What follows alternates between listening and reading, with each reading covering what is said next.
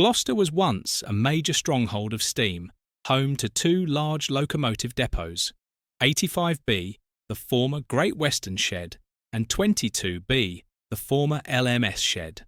Of the two, 85B was the largest, visible in the distance beyond Gloucester Eastgate Station.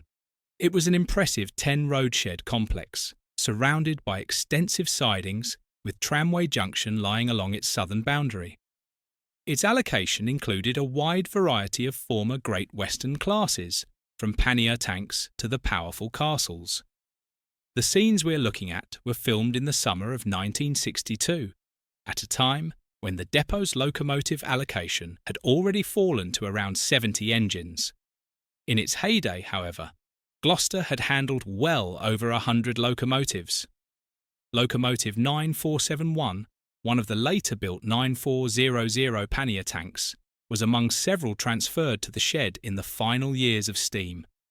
A number of the 1400 class tank engines were also based here, working the Alford auto train services right up until late 1964.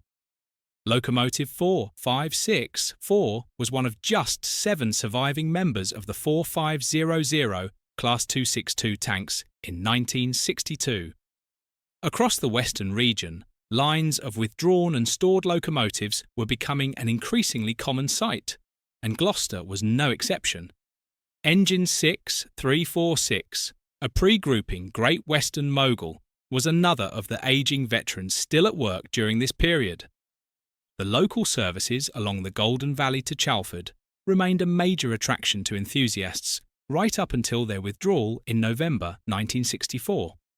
Locomotive 1472, one of 7 of the venerable 1400 tanks based at Gloucester, worked some of those very last duties.